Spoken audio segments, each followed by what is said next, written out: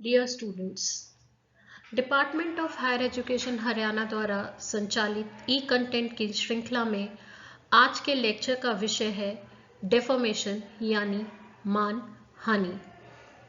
आज के इस लेक्चर में हम मान हानि के बारे में बात करेंगे, डेफॉर्मेशन के बारे में बात करेंगे कि डेफॉर्मेशन है क्या।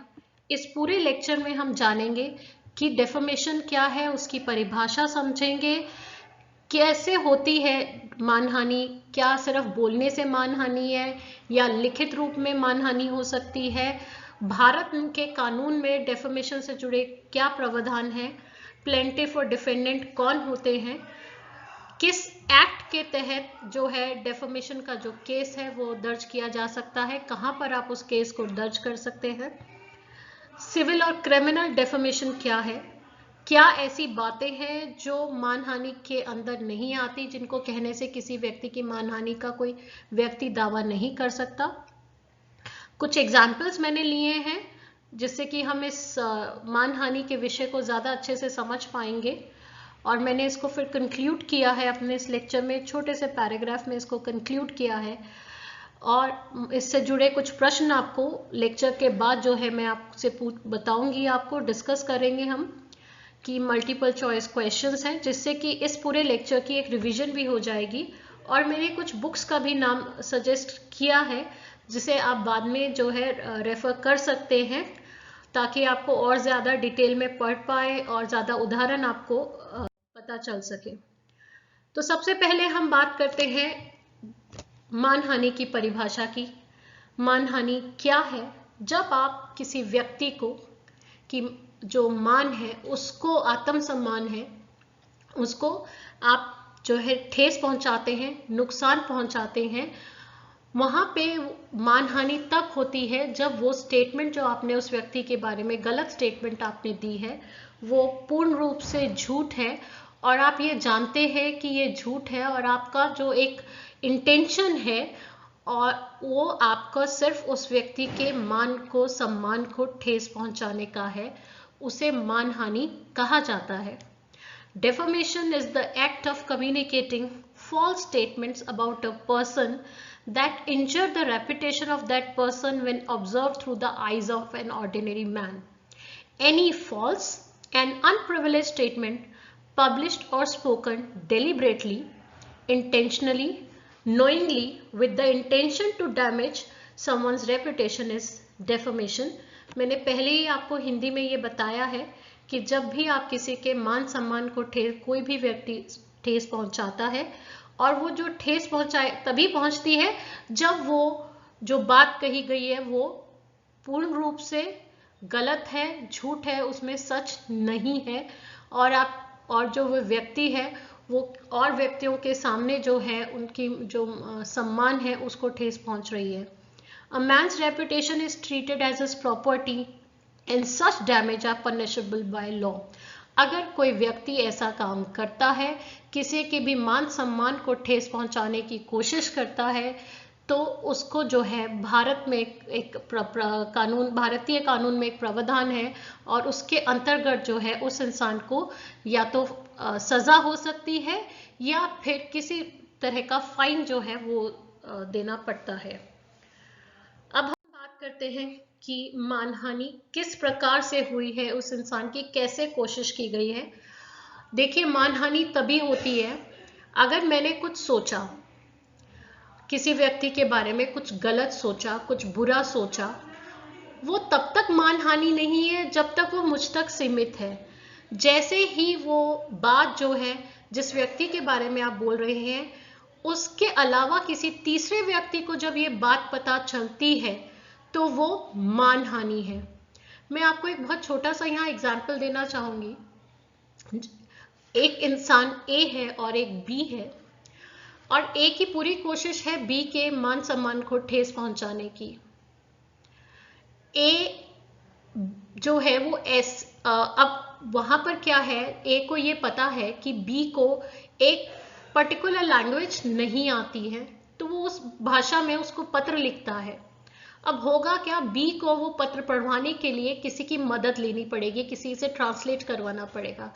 ऐसा करने पे क्या होगा, जो तीसरा व्यक्ति है जिसने वो ट्रांसलेट किया है वो भी वो गलत बात जो बी के बारे में कही गई है उसको पता चल जाएगी।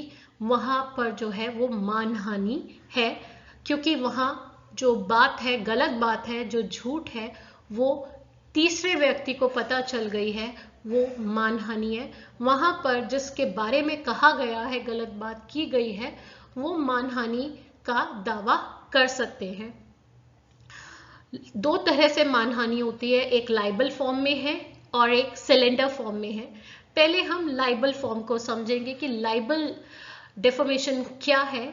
जब आप किसी व्यक्ति के बारे में कुछ लिखित देते हैं, कुछ प्रिंट करवाते हैं, कोई इमेज उसकी गलत बनवाते हैं जहां तीसरा व्यक्ति, 3 से ज्यादा लोग देख पा रहे हैं, स्कल्पचर बना देते हैं कुछ गलत, ब्लॉग पे कमेंट देना, ट्विटर पे रीट्वीट करना, जो है ये सब लाइबल डेफेमेशन है। Anything in the form of written material, typed images, sculptures, blog, this is all covered under libel defamation. और अब तो सोशल मीडिया पर आप देखें, कोई रीट्वीट करना, फेसबुक पे अपडेट डालना, इंस्टाग्राम पे कुछ ऐसा डाल देना, जो जितना भी हमारा सोशल मीडिया है या न्यू मीडिया है, अगर हम उस पर कुछ ऐसा गलत पब्लिश करते हैं, कोई ऐसी इमेज डाल देते हैं किसी व्यक्ति की, या कोई ब्लॉग पे कुछ ब्लॉग लिख देते हैं या किसी ब्लॉग पे कमेंट दे देते हैं, वो सब लाइबल डेफेमेशन में आता है। अब हम बात करते हैं सिलेंडर डेफेमेशन की। सिलेंडर डेफेमेशन क्या है? जब आप किसी के बारे में, व्यक्ति के बारे में गलत बोलते हैं, झूठ बोलते हैं, जिससे कि उसके आत्मसम्मान को ठेस पहुंच रही है, वो सिलेंडर है। लेकिन अगर आपकी बोली हुई बात किसी माध्यम के द्वारा बहुत सारे लोगों तक पहुंच रही है, रेडियो, टीवी या इंटरनेट के माध्यम से, तब वो लाइबल डेफेमेशन की कैटेगरी में आता है। लाइबल और सिलेंडर में जो अंतर है वो ये है कि लाइबल रिटन फॉर्म में होता है और जो सिलेंडर है वो मौखिक तौर पे जब कोई बात कही जाती है वो सिलेंडर डेफेमेशन है। लेकिन अगर आपके द्वारा बोले गए, किसी व्यक्ति के बारे में बोले गए शब्द किसी माध्यम से प्रसारित हो जाते हैं, वो लाइबल डेफेमेशन की कैटेगरी में आते हैं। अभी तक हमने बात की कि मानहानि क्या है। अब हम बात करेंगे कि भारत में मानहानि से जुड़े क्या कानून है, क्या भारत की कानून व्यवस्था में किस तरह से मानहानि का जो दावा है वो किया जा सकता है। हमारे जो संविधान है, उस संविधान में आर्टिकल 19 ने हमें बहुत सारे जो राइट्स दिए हैं, फ्रीडम जो दी है, उसमें आर्टिकल जो 19(2) है, वहां पर हमें जो है फ्रीडम ऑफ स्पीच जो है आर्टिकल 19(1)(a) से मिली है। लेकिन जो आर्टिकल 19(2) है उसमें जो हमें फ्रीडम ऑफ स्पीच मिली है, उसका कुछ कंडीशंस दी गई हैं कि हमारे पास जो हमारा एक मौलिक अधिकार है, हम उसका गलत प्रयोग ना करें। फ्रीडम ऑफ स्पीच का एंड एक्सप्रेशन का ये मतलब नहीं है कि हम कहीं भी कभी भी किसी को कुछ भी गलत बोल दें। तो contempt of court, defamation and incitement to offense are some exceptions in which have been mentioned in article 19(2). Bharat में defamation को दो तरीके से देखा जा सकता है, एक सिविल फॉर्म में और एक criminal form.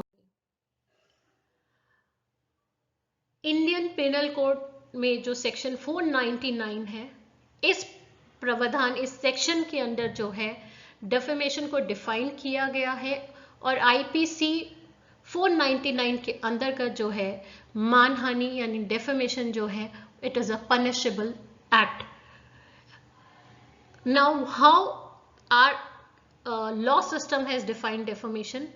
Whoever by words, either spoken or intended to be read, or by signs or by visible representation, makes or publishes any imputation concerning any person intending to harm or having reason to believe that such imputation will harm the reputation of such person is said, except in cases hereinafter accepted, to defame that person. This is the language of the Indian law which defines defamation. The meaning it conveys is that when somebody tries to harm the reputation, it is a punishable act when it's get published, or some other person, third person comes to know about it, it calls for a punishment. That depends how that case has been filed, whether it is filed under the civil category or criminal category. Indian Penal Code section 500, it details the punishment for defamation. 499 says that it is a punishable act, and Indian Penal Code section 500 details. इस act में section से हमें ये पता चलता है कि जो डेफोमेशन का जो केस फाइल हुआ है, अगर वो सिविल में है या क्रिमिनल में है, तो किस तरह का जो पनिशमेंट का प्रावधान जो है वो इन भारतीय कानून में है। चाहे वो लाइबल है, चाहे वो सिलेंडर है, किसी भी फॉर्म का जो डेफोमेशन है उसमें या तो 2 साल की सजा है मैक्सिमम, या फाइन किया जा सकता है, या दोनों भी हो सकते हैं। 2 टर्म्स है, प्लेंटिफ और डिफेंडेंट। अगर किसी को डेफोमेशन का दावा करना है, केस करना है, तो उसको किसी भी जो कोर्ट में, हाई कोर्ट में या जो भी कोर्ट्स हैं, सिविल कोर्ट्स हैं, उसमें अपना जो है आवेदन देना होगा, कोर्ट में अपना केस फाइल करना होगा। वहां 2 आपको शब्द पता चलेंगे, एक है प्लेंटिफ और एक है डिफेंडेंट। प्लेंटिफ वो इंसान है जिसके बारे में कहा गया है, और वो इंसान जब कंप्लेंट लॉन्च कर रहा है वो प्लेंटिफ है। डिफेंडेंट वो है जिसने केस फाइल, जिसके अगेंस्ट केस फाइल किया गया है, वो डिफेंडेंट है। जिसने स्टेटमेंट दी है, गलत स्टेटमेंट दी है, जिससे कि सामने वाले इंसान के मान सम्मान को ठेस पहुंची है, वो डिफेंडेंट है। अब हम बात करते हैं सिविल डेफेमेशन की। जब सिविल कोर्ट में आप जाएंगे, जो सिविल लॉ है इसके लिए, इसके अंदर जो प्रावधान है वो सजा का नहीं है। इसके अंदर जो प्रावधान है वो मॉनिटरी है, जिसके अंदर मॉनिटरी कंपनसेशन जो है, जो प्लेंटिफ है वो डिफेंडेंट से क्लेम कर सकता है। In civil defamation a person or plaintiff who is defamed can either move high court or the subordinate courts and seek damage in the form of monetary compensation from defendant for defamation. There are certain requirements for successful defamation suit. अब बात आती है कि आपने case file कर दिया, जिस plaintiff ने केस फाइल किया है, लेकिन उस केस का मुआवजा तभी मिलेगा जब प्लेंटिफ ये प्रूव कर पाते हैं कि ये एक डिफेमेटरी स्टेटमेंट है। वो अपना जो भी प्रूफ है वो कोर्ट में सबमिट करेंगे कि क्यों उन्हें लगा कि ये एक डिफेमेटरी स्टेटमेंट है, कैसे उनके मान को ठेस पहुंची है। दूसरी बात इसके अंदर ये आती है कि जो स्टेटमेंट दी गई है उसमें एक पर्टिकुलर क्लास या किसी इंसान को रेफर किया गया है, वो कोई जर्नल स्टेटमेंट नहीं है। और जो ये स्टेटमेंट, डिफेमेटरी स्टेटमेंट है, ये कहीं पर पब्लिश हुई है या कहीं बोली गई है, और या किसी तीसरे इंसान को इसके बारे में पता चला है। इट मस्ट, मैं go back to the last slide again.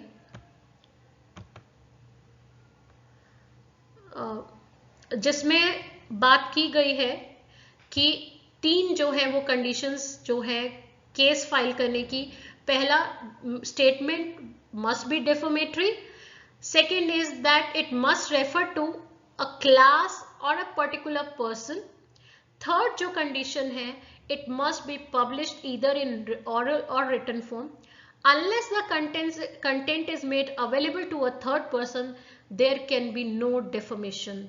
जब तक तीसरे व्यक्ति को वो बात पता नहीं चलती, मैंने आपको पहले भी शुरुआत में ये बात बताई थी कि अगर आप कुछ सोच रहे हैं, वो सिर्फ बात आप तक सीमित है, तब तक वो डेफोमेशन नहीं है।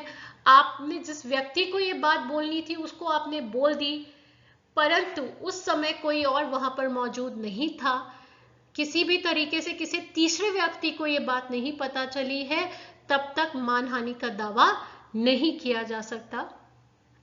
ये एग्जाम्पल मैंने आपको दिया था, where a letter is sent in a language unknown to the recipient, he needs a third person to read to him. If any defaming statement is made in it, it will constitute defamation, even it was sent as a private letter, since the aid of a third person was needed to read it. I hope this statement, this has made it clear कि तीसरे व्यक्ति तक जैसे ही कोई गलत बात आपके बारे में पहुंचती है, आप मानहानि का दावा कर सकते हैं। Once all these conditions are satisfied, a successful defamation case can be filed. अभी तक हमने बात की सिविल डेफेमेशन की, अब हम बात कर रहे हैं क्रिमिनल डेफेमेशन की। Criminal defamation, under the criminal law, defamation is a bailable, non-cognizable offense and compoundable offense. Hence, a policeman may arrest only with an arrest warrant issued by a magistrate. The Indian Penal Code punishes the offence with the imprisonment up to 2 years or with fine or both. Criminal defamation के अंदर 2 साल की सजा का प्रावधान है और fine भी लगाया जा सकता है, लेकिन सजा का प्रावधान तो है ही है। सिविल और क्रिमिनल में जो एक अंतर है वो यही है कि सिविल में आप मॉनिटरी कंपनसेशन मांग सकते हैं, क्रिमिनल में आप जो है सजा, जो भी कोर्ट डिसाइड करेगी, अगर कोर्ट सजा देती है, अगर आपने क्रिमिनल कोर्ट में ये केस लगाया है, क्रिमिनल लॉ के अंडर किया है, तब सजा का भी प्रावधान है और फाइन का भी ऑप्शन है। अब ऐसी कौन सी बातें हैं जो डेफेमेशन के अंडर नहीं आती? ऐसी कौन सी स्टेटमेंट्स हैं जिनको पनिशमेंट से अंडर सेक्शन 498(9) एग्जेम्प्ट किया गया है? कोई भी ऐसा सच जो जनता की भलाई के लिए बोला गया है, वो अपने आप ही डेफेमेशन की कैटेगरी में नहीं आता। वो आपका एक डिफेंस है कि जो सच बोला गया वो आपने जनता की भलाई के लिए बोला है, वो उस बात पे आप अपने आप को डिफेंड कर सकते हैं अगर किसी के अगेंस्ट ऐसा कोई केस फाइल किया जाता है। Attribution of any truth made for public good, truth is seldom defence unless made for a public good. Any opinion made in good faith regarding the conduct of a public servant in the discharge of his public function. अगर कोई public servant है, वो कोई गलत काम करते हैं, आप और उस बात को कह देते हैं और उनके गलत काम की वजह से जो पब्लिक से रिलेटेड काम है उनमें बाधा उत्पन्न होती है, वहां पर भी जो आपने बात कही वो डेफेमेटरी स्टेटमेंट नहीं है, वहां इंसान जो है वो मानहानि का दावा नहीं कर सकता।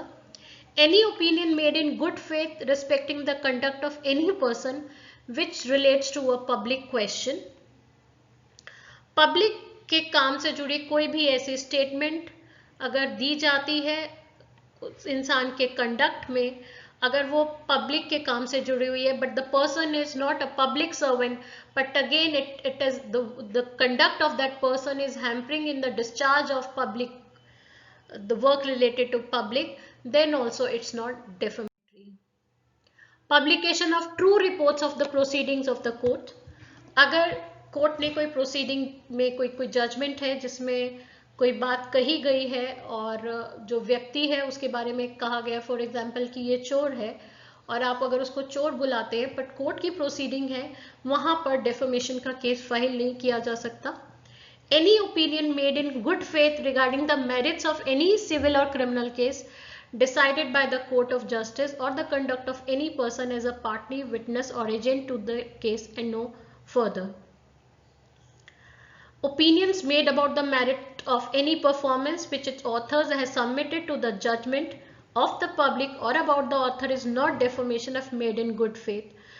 कोई भी ऐसी बात जो आपको लगता है गुड फेथ में है, कोई भी ऐसी ऑथर के बारे में, किसी भी व्यक्ति के बारे में अगर आप उसमें ओपिनियन देते हैं अपना और आपको लगता है ये गुड फेथ में है, that also doesn't call for defamation.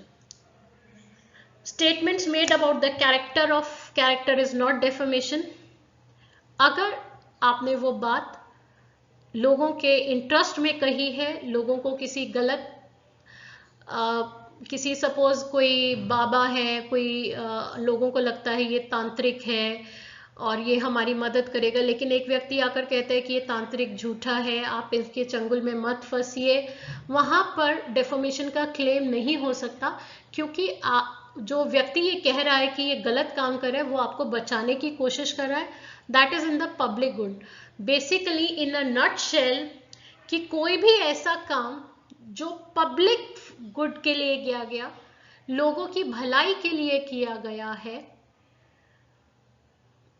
वो डेफोमेशन के अंडर नहीं आता, it is exempted under the law.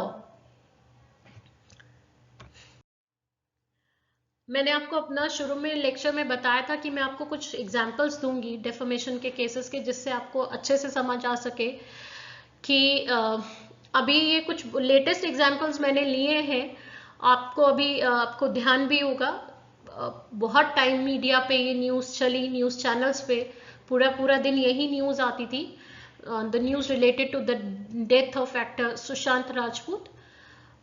Sushant Rajput के केस में बहुत से लोगों का नाम जो है चैनल्स पे आता रहा कि इनका भी मर्डर, सुशांत सिंह राजपूत का मर्डर हुआ है, जो कि अभी तक प्रूव नहीं हो पाया, whether it was a murder or it was suicide, whatever it was, it has not been proved.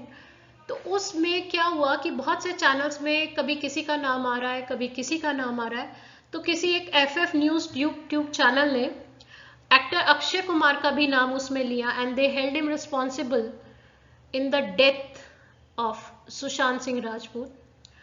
Akshay Kumar ने उस चैनल, यूट्यूब चैनल के अगेंस्ट 500 करोड़ का मानहानि का दावा किया है।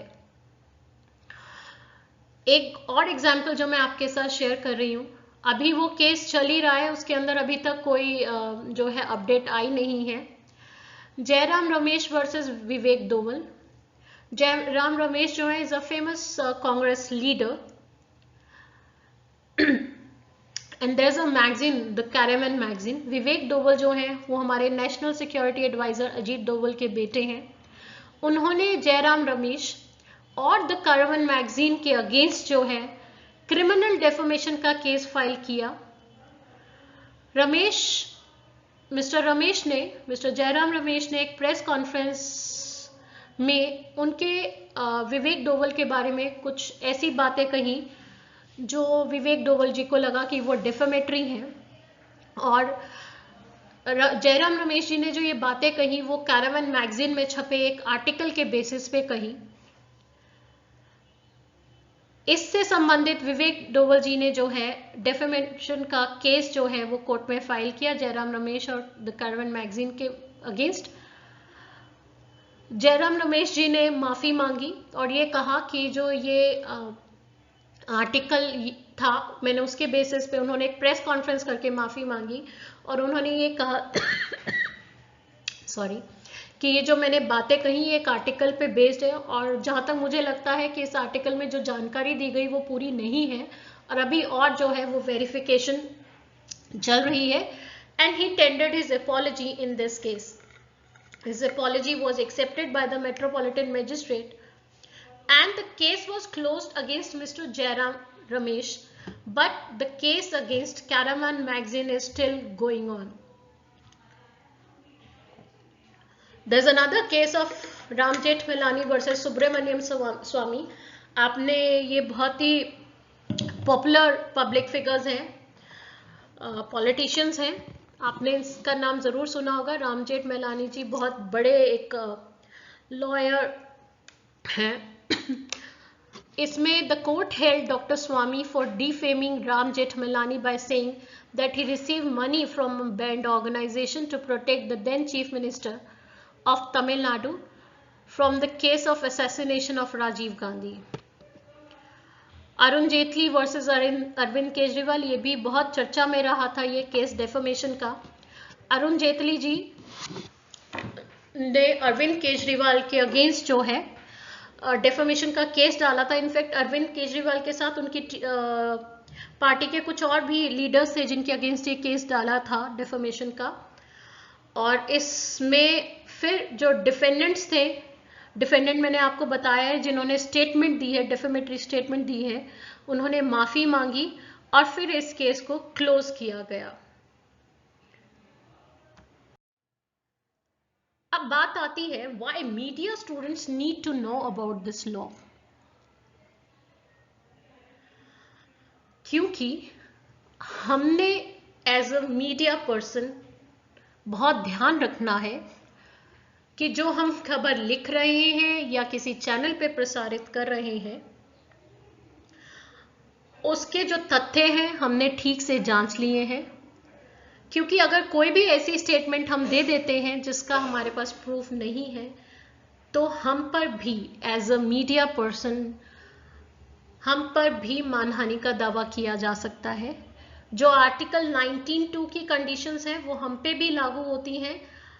तो हमें बहुत ध्यान रखना है कोई भी, क्योंकि हम एक ऐसे माध्यम के साथ जुड़े हुए हैं जिससे हम लोगों तक जानकारी पहुंचा रहे हैं। तो अगर हम कोई गलत जानकारी पहुंचाते हैं जिसके हमारे पास कोई प्रूफ भी नहीं है, तब हमारे ऊपर मानहानि का दावा किया जा सकता है। तो हमें बहुत ध्यान रखना है, क्योंकि हम जिस पेशे से जुड़े हैं हमें कोई भी गलत खबर लोगों को नहीं देनी है। Conclusion: reputation is an asset to each and everyone. Any damage to such asset can be legally dealt with. Defamation laws have been enacted to prevent persons maliciously using their right to freedom of speech and expression. The Indian law has rightly not made any distinction between libel and slander. सजा का प्रावधान दोनों cases में है, चाहे liable deformation form है या cylinder है। Otherwise, there could have been chances for committing slander and escaping from the laws that there is no written publication of matter. अगर ऐसा नहीं होता, ये प्रावधान हमारे भारतीय कानून में नहीं होता, तो बहुत ज़्यादा केसेस होते हैं जहाँ पे लोग सिर्फ बोलकर बच जाते और उनके अगेंस्ट किसी भी तरह का एक्शन ना लिया जाता। डेफेमेशन समझा, डेफेमेशन से जुड़े जो कानूनी प्रावधान है उनको हमने समझा। अब हम लास्ट में जो है वो बात कर रहे हैं कुछ क्वेश्चंस की।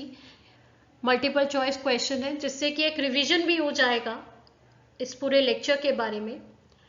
डेफेमेशन इज एप्रिसिएशन, अवॉर्ड और harm to image. So the third option is the right answer, that defamation is harm to image. किसी भी इमेज को हार्म करना जो है वो डेफेमेशन है।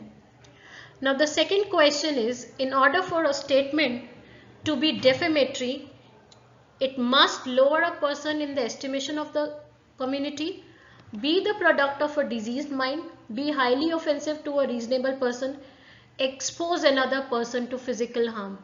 So in this question, option A is the answer, कि आप किसी की जो एस्टिमेशन है, किसी का जो वैल्यू है, दूसरों को किसी की नज़रों में गिराते हो, वो डेफेमेशन की स्टेटमेंट है। For a statement, the third question is, for a statement to be considered published for purposes of a libel suit, the plaintiff must show that the statement was disseminated in the mass media, disseminated to at least one person other than the person defamed, disseminated to at least 5 persons other than the person defamed, disseminated to at least 20 people other than the person defamed. इसके अंदर जो इसका answer है that is B, कि disseminated to at least one person other than the person defamed. Which section of IPC talks about defamation? That is section 499, which defines defamation. For maximum, how many years a person can be imprisoned in case of defamation? 2 years. Defamation that is communicated by writing is called libel. Defamation that is communicated orally is called slander. Which of the following is actionable per se? Defamation, slander, libel, all of the above. Which article of Indian Constitution guarantees freedom of speech and expression? Article 19(1)(a). These are the few questions which are based on the lecture of defamation, and I hope that this lecture must have made clear about the law of deformation. Now, so now we have come to the last slide, that is suggested reading.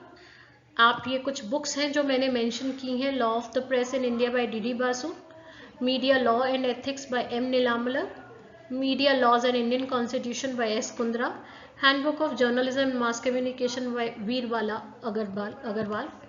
आप ये किताबें पढ़ सकते हैं, जिसमें आपको थोड़े और एग्जाम्पल्स भी पढ़ने को मिलेंगे और डिटेल में भी आप इसके बारे में जान पाएंगे। Thank you.